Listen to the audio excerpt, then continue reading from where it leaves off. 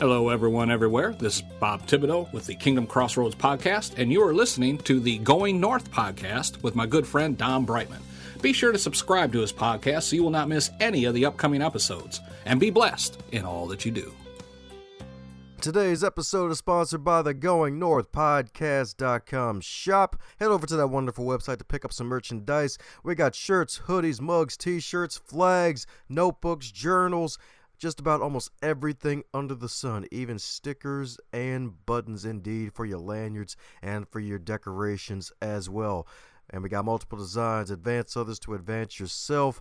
We got the GoingNorthPodcast.com logo as well as outread your competition to outlead your competition. And we even got bags too, so check out the wonderful podcast merch shop and be on the lookout for sales. They got wonderful 35% off sales spread out throughout every single month, so that way you can save even more money, so you can get more bang for your buck, so you can bang out your goals through the inspiration you're going to get today on this podcast. Check it out like a library book, my friends.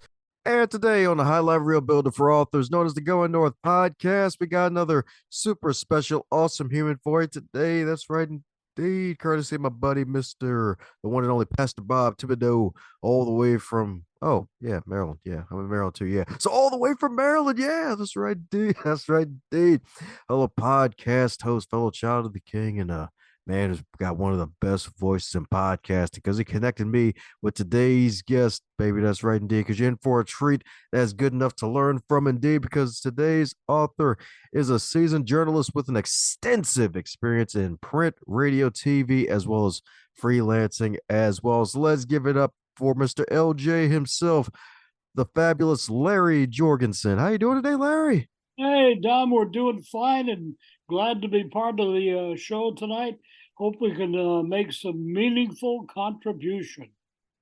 Amen to that. Amen to that. Because my man's been making meaningful contributions for years to come, I hear.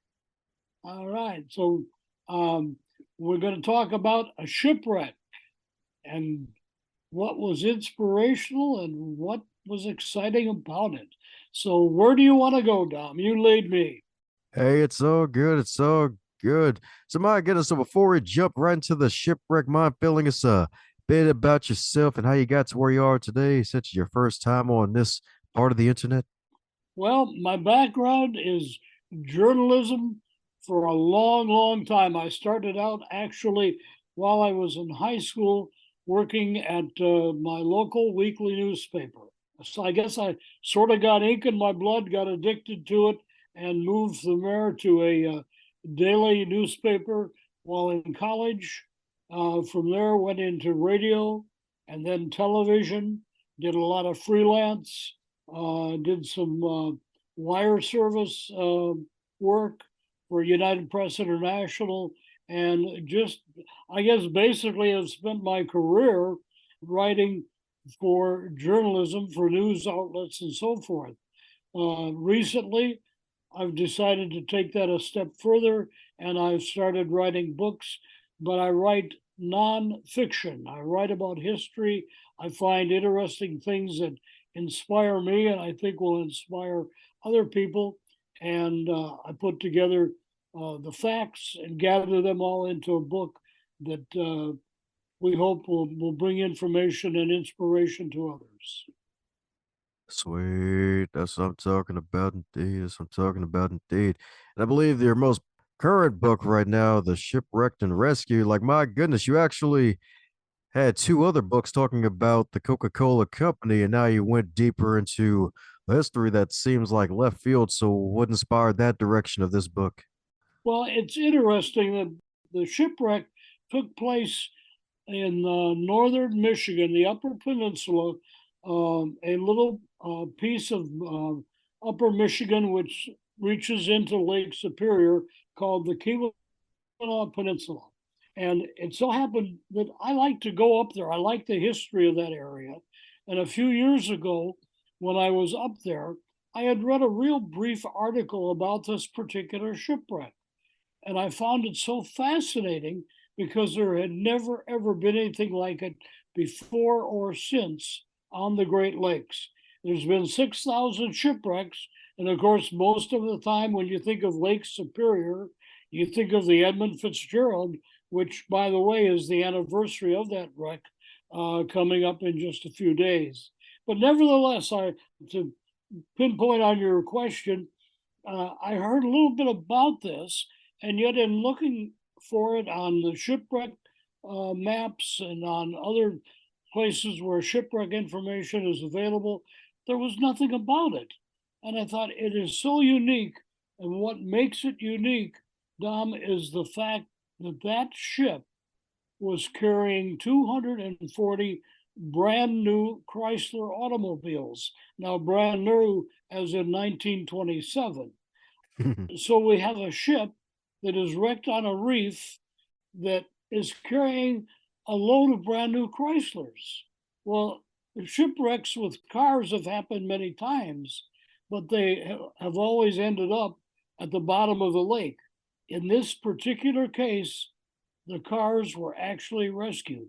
We rescued the crew first, and that in itself was quite a task.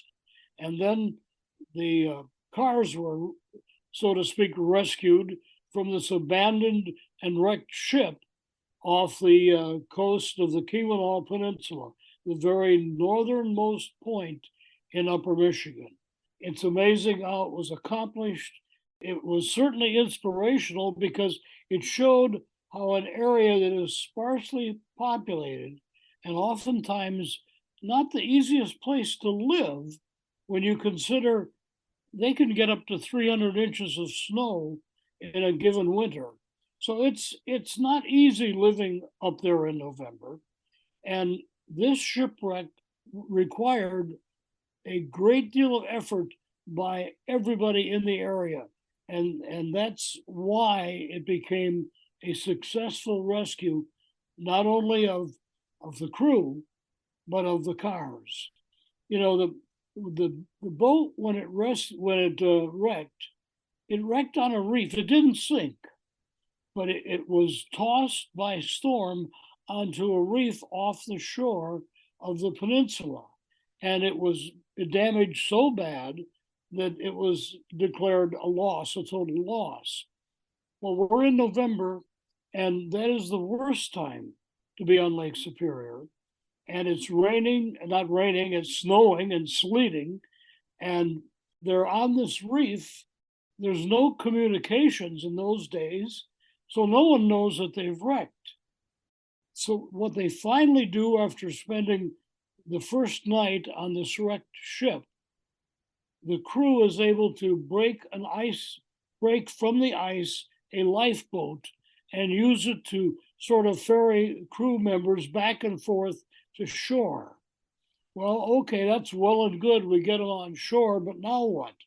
Well, they think that they are west of a little town called Copper Harbor, where in fact, they are east of it, but they have been misguided by what they thought was a landmark.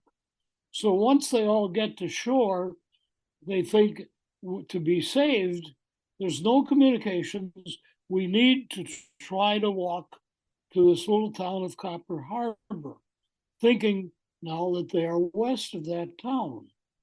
So they begin to walk east through 4 and 5 feet of snow. Well, the problem is they're already east, and they are taking themselves further away from the town. They finally realize their mistake, and they turn around and they try to work their way back. Well, they get back to the ship. They can see it. It's off the coast. And they continue on through very deep snow, cold weather. A lot of them are very poorly dressed for this adventure. Some of them even have like Oxford shoes on. So they are far from being prepared for the challenge that they're about to embark on. So they continue to trudge towards the little town of Copper Harbor. Well, and it's a bad night. In fact, there's a bad 2 days of storm. As it so happens, I think the good Lord, in a way, had a way of taking care of them. There was another shipwreck that same night, a little bit further away, and it actually wrecked on land, and two of the crew members from that ship were able to get to a phone about 10 miles away and call the Coast Guard rescue station. So the Coast Guard launches a rescue boat to go after this crew from the second boat, not knowing that the crew from the boat with the cars had also been wrecked. They go by the first wrecked boat. They can't see it. The weather is so bad. They pick up the second crew, and on their way back to the little town of Copper Harbor, they see the boat. They see the Bangor, the boat we're talking about. So they go in and look. Well, obviously the boat is abandoned. There's no one there. So they continue on with the second crew, and all of a sudden they see the struggling, trying to survive crew from the shipwreck of the Bangor, struggling along near a bay.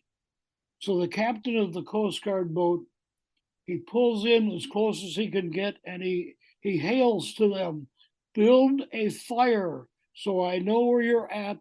When I get this first crew safe to shore, I will come back and get you." And that's what he did. He went back and got that second crew. So now we have two rescued crews, 50 some people that are in this little bitty community of Copper Harbor. And at that time, the population was probably about 3 dozen people. So where are we going to put all these rescue crewmen? The Coast Guard finally decides that the second crew is healthy enough where they can take them to the Coast Guard station, which is about 10 miles away. The second crew desperately needs to find some sort of accommodations. And as it turns out, a family in that small community said, "We will take them in." All 20, some of them, practically frozen to death, barely able to move. They're able to get them to this family's house. It's the William Berg family. Now, we are in an isolated area, isolated by snow, with some very badly injured, frozen, frostbitten, exhausted crewmen. They are finally make it into the house, and they literally collapse around the one fire burning stove in the house and literally begin to thaw out. Puddles of water as they begin to thaw, and they just fall asleep. Well, that family had fortunately had slaughtered 2 hogs that fall in preparation for the winter. They also had a fairly well producing cow and some chickens, and so they could make do, but again, limited production. So the wife, Mrs. Ida Berg, and her daughter begin to prepare meals and to do what they can to get these rescued crewmen back into health. Well, finally, they are able to make communications with a hospital about 40 miles away. Now, again, we're in a snowed in community, no highway transportation at all. They are able to get a snow vehicle to the little community, and the crewmen that are hurt the worst are put on this chain driven snow vehicle and are taken to the hospital some 40 miles away. The rest of the crewmen, little by little, go by horse-drawn sleigh the 40 miles to the hospital, and they ultimately all make it to the hospital, and they all survive. Little by little, they are released. Some of them stay there for a couple months, but they are released and are able to go back to their hometowns. So we have the crew in pretty good shape, Dom. But now what?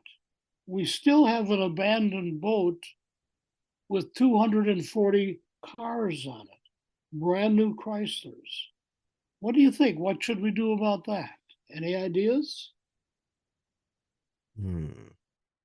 Well, Mr. Walter Chrysler finds out after the insurance company tells him that the ship is totally trashed. He's in Detroit and he says, my cars are on that ship. I want my cars back. So Walter Chrysler hires a salvage company out of Duluth, Minnesota, and they come up with a plan. The shipwreck happened in November. It's on a reef offshore from the Keweenaw Peninsula. They wait until January when the ice freezes around this reef and the ice becomes strong enough to support the weight of a vehicle. So they build a ramp from the reef to the ship, and one by one, they begin to get the cars off of the ship and onto the reef. But now what? Now what are you going to do with them, right? Well, at first they think if we could get them to shore, we can build a road through the woods and try to get them to that little town of Copper Harbor that way. Well, that road project went about 1.5 miles, and it went nowhere. It dawned on them that the ice along the shore of Lake Superior had frozen so solid that they could drive the vehicles along the shore. So which they did. One by one, they were able to get the vehicles running. Some of them batteries had to be replaced from one car to another, but they finally drove the cars along the shore of Lake Superior to get them once again to this little bitty town of Copper Harbor, where the crew had earlier been rescued. So here we have it. Dom, we have 200 and some cars in a snowbound town with about 3 dozen people. Now what? Well, the idea is to get the cars to the same town where that hospital is, because in that town, there's a train depot. And if they can get the cars to that town, they can put them on a train and they can send them back to Detroit. Well, sounds like a plan, but not so easy. The road, the very small road to that town is in fact, hasn't been plowed since late fall. The snow in some areas is 10 feet deep. Now what? Well, there are 2 counties involved in that peninsula, and they get the highway crews from both counties to start working on opening that road. It takes them 3 weeks. They have to actually bring in a snowplow, a new rotary type snowplow that had just been invented. They bring that in from Minnesota. They work with their existing snowplow, and they finally get the road open from Copper Harbor to the town of Calumet, Michigan, 40 miles away. In the meantime, the cars have been sitting for almost 3 months at the little town of Copper Harbor. So little by little, they bring gasoline by sleigh to those cars that are sitting there, and they get them all with enough fuel to be taken down that road. So now we have 200 and some cars, but somebody has to drive them. So the salvage company says, we will pay $5 per person to drive that car those 40 miles from the little bitty town to the depot 40 miles away.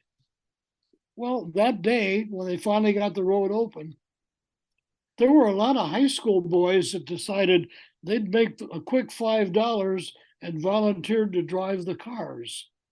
So little by little, the cars head off down that road.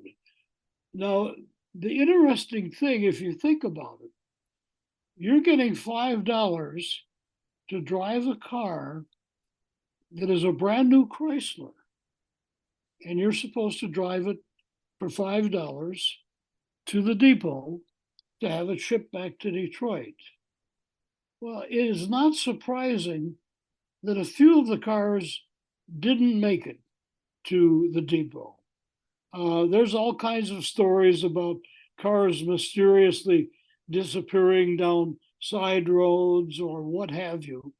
But we know for a fact that a few of them did not make it on that train. And we found one car that we wrote about that actually was owned by the same family in that Keweenaw Peninsula for 69 years. It was handed down from one member of the family to another member of the family, a brand new Chrysler. And the last person to own it was so proud of that car that he drove it everywhere. He drove it in parades, he drove it to other towns to show off the car. He was definitely, you might say, inspired, impressed with his new treasure. And he actually put 200,000 miles on that car while that family owned it. And ultimately, it finally got sold to the Historical Museum along Lake Superior at Eagle Harbor.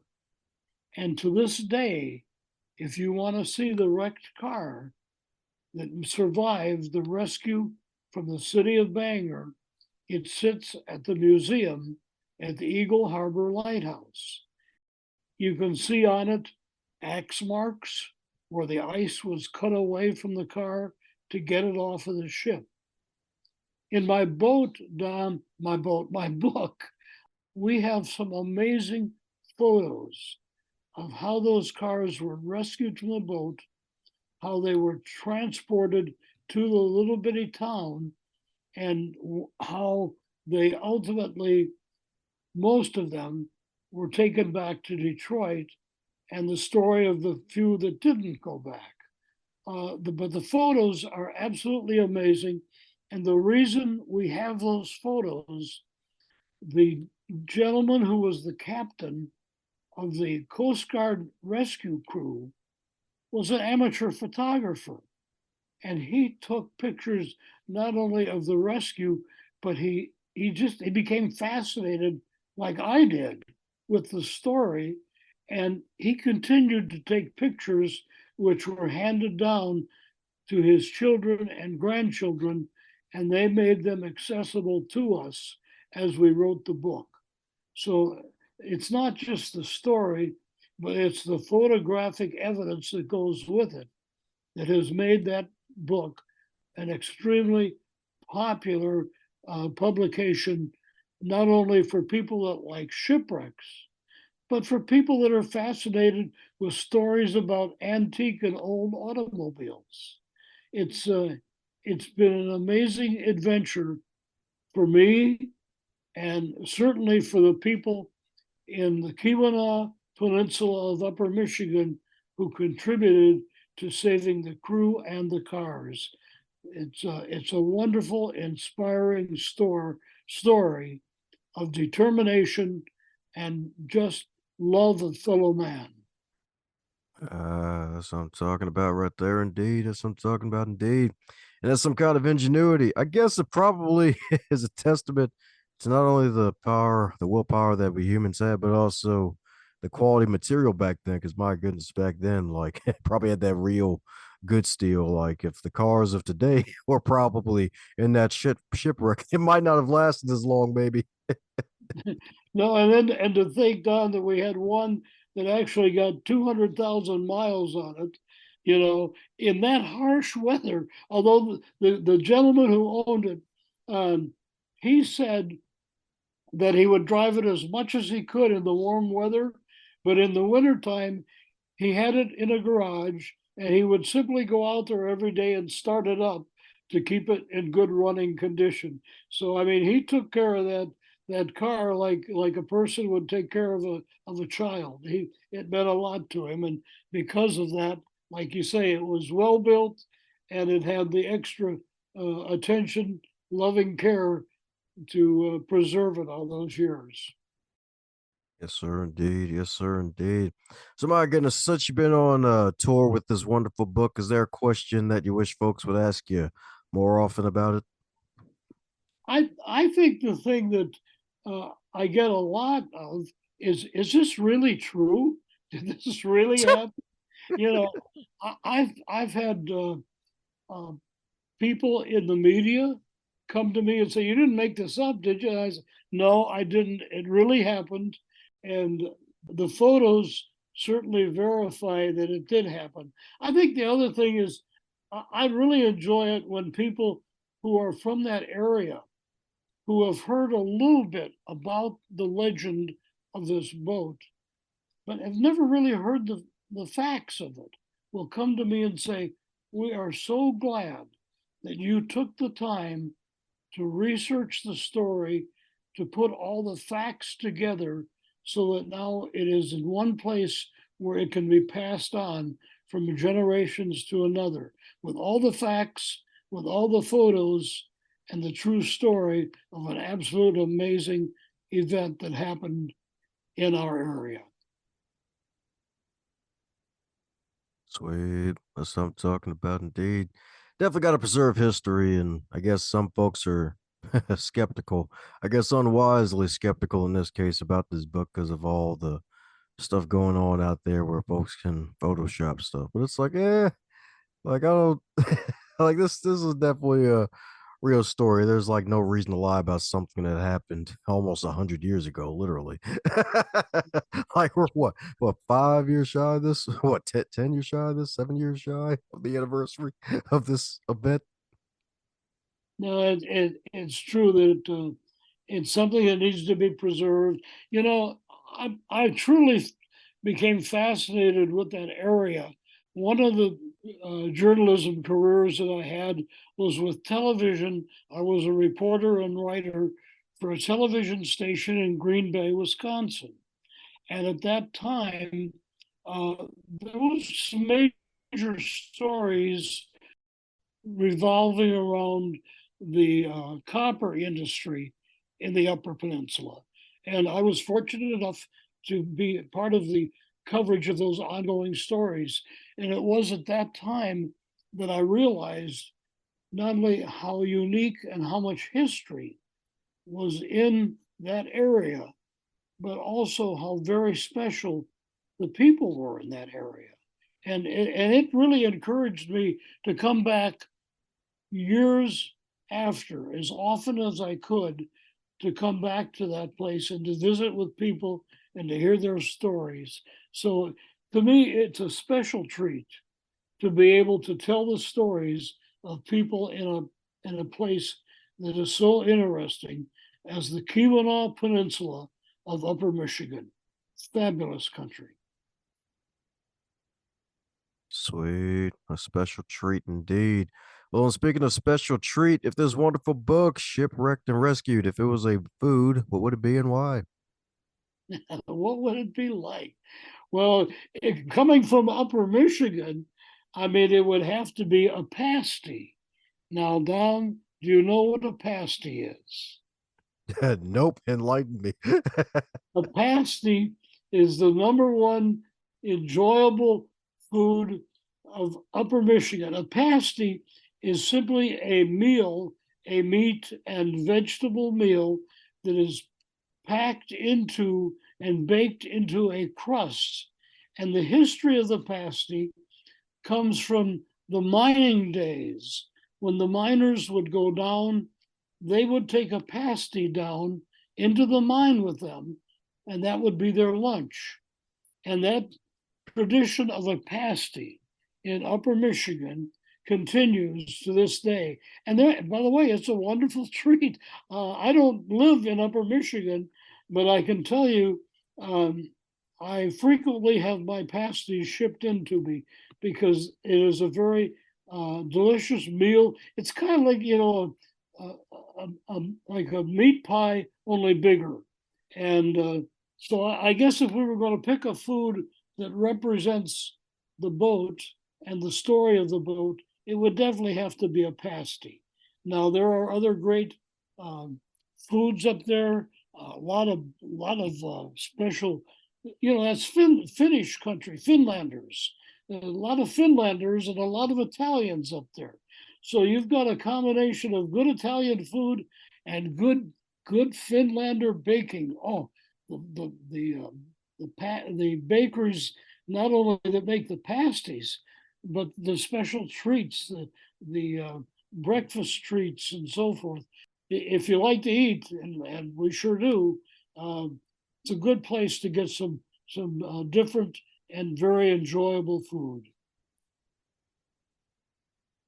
Nice. Learn something new today, indeed. That's right, indeed. That's right, indeed. That's right. A pasty, indeed. That's right, indeed. That's right, indeed. So, my goodness, we're coming down to the magical question that every guest gets to receive. And that is, if you know, wake up tomorrow and you're 25 again, but you're still in the current year with all of your knowledge and experience, what advice would you give to yourself? What advice? I think the advice I would give to myself would be to explore more, to go with things that are real, to not get sidetracked on artificial things in life, but go with things that are meaningful. And if you want to write, and they say everybody has a story in them waiting to get out. If you want to write about something that you're enthused about, something that you enjoy. And a couple times you say advice to myself, I got sidetracked, and I found that I wasn't getting the enjoyment out of my career that I should be. I got back on track, and I stayed with things that interested me, and it made my career rewarding and something that if I woke up tomorrow morning, I would say, yes, I would do this again, but I'd eliminate some of the time that was wasted on meaningless adventures. Nice. Solid advice right there, indeed. That's right, indeed. That's right, indeed. So, my goodness, I'm sure a man's got another wonderful book cooking in the mind of his. And for those need to keep up with your journey and be on the lookout for your upcoming books, and while grabbing some copies of your current books, what's the best way for folks to do so? Well, the shipwreck book is very easy to remember because the title of the book is Shipwrecked and Rescued. And all you have to do is go to the website of www.shipwreckedandrescued.com, and you will find the book there. You will also find information about other books we have written. If you choose to order a book from the website and let us know who you are, we will autograph it, sign it to you, or to maybe you would like to have it sent to someone as a present during the holiday season, or for any reason. We would certainly address the book to their attention. We do have a new one underway. I can't give away too much about it, except to say it again will deal with a situation in the snow country. And I don't live in the snow country anymore, but for some reason, it's another one of those things when you talk about writing about something that inspires you. This will be another story about snow country.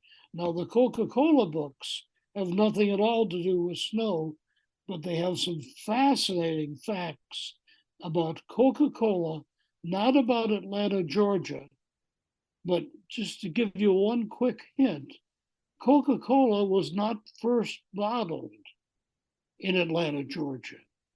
It was first bottled in Vicksburg, Mississippi. And our book about Coca-Cola are two books. Give the kind of stories that tell about that and other kind of secrets about how Coca-Cola all got started. So, it's the kind of nonfiction stories that we think reach a lot of people, and we sincerely hope that they mean something to people who read them. Woohoo! Sweet. That's right indeed. That's right indeed. That's right. The legendary learning Larry himself, my man. Larry's always learning and growing and getting better indeed. That's right indeed. My man's on a quest to preserve some wonderful history and share it with the world while inspiring folks as well. So that's right, folks. So keep in contact with Larry indeed and be on the lookout for when that next book is no longer G14 classified and it can finally share the juicy details. That's right indeed. That's right indeed. So my goodness, any parting words before we close up shop, Larry? Tom, I would just like to say my sincere thanks and my very sincere blessings to you and your listeners for taking the time to be concerned about some good things that happened to people in their lives, some heroic things that people did to take care of their fellow man. It's so clearly pointed out in the books that I've written. So I appreciate that opportunity, and I thank you and your listeners for allowing me to have that. Thanks a bunch for gifting us with your time and your ears to this podcast. If you want to make yourself even more super special awesome, like, subscribe, and share this with somebody that you care about and spread the word so that way we can get this show out to as many people as possible and encourage them and inspire them to one day become published authors of their own and join the business of immortality. Advance others to advance yourself.